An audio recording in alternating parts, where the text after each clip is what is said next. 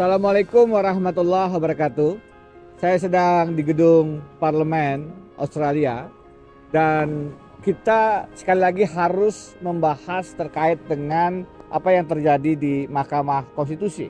Kemarin saya sudah sampaikan argumentasi-argumentasi dan semestinya kalau terkait dengan pelanggaran etik yang dilakukan oleh Ketua MK Anwar Usman sudah sangat terang benderang dan tidak sulit untuk membayangkan, mestinya putusannya adalah pemberhentian dengan tidak hormat. Pertanyaannya, apakah Majelis Kehormatan bisa maju untuk memutus juga terkait dengan konsekuensi terhadap putusan 90? Saya berpendapat harusnya Majelis Kehormatan Mahkamah Konstitusi bisa pula memberikan pendapat terkait dengan konsekuensi atas putusan. Putusan 90 mestinya bisa dikoreksi. Kenapa demikian? Satu, karena pasal 17 ayat 6 sudah jelas mengatakan jika ada pelanggaran terhadap konflik kepentingan, hakim tidak mundur, maka putusan menjadi tidak sah. Dan kalau putusan tidak sah, harus diperiksa oleh komposisi hakim yang berbeda. Berdasarkan Undang-Undang Kekuasaan Kehakiman itu, putusan 90 mestinya dinyatakan tidak sah. Kenapa Undang-Undang Kekuasaan Kehakiman berlaku? Karena Undang-Undang Dasar mengatakan pelaksana kekuasaan kehakiman adalah Mahkamah Agung dan Mahkamah Konstitusi. Ada yang berpandangan pasal 17 itu bertentangan dengan prinsip final and binding.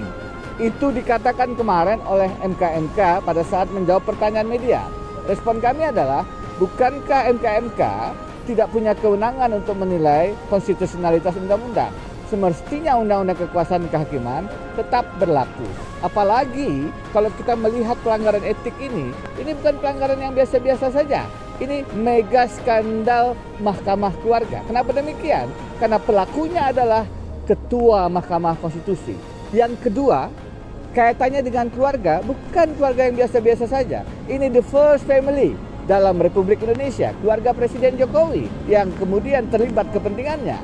Yang ketiga, substansinya bukan substansi yang biasa-biasa saja. Ini terkait dengan menjadi presiden, menjadi wakil presiden, the first office in the republic. Karena itu, ini mega skandal.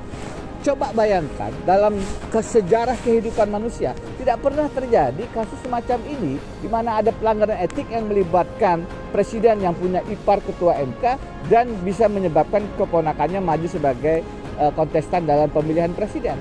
Ini kejadian yang sangat jarang. Karena itu saya mendorong untuk kejadian yang sangat luar biasa semacam ini ada pengecualian terhadap prinsip final and binding. Demi apa? Justru untuk menyelamatkan putusan Mahkamah Konstitusi tetap punya martabat supaya tidak kemudian bisa direkayasa oleh satu kejahatan yang terencana dan terorganisir.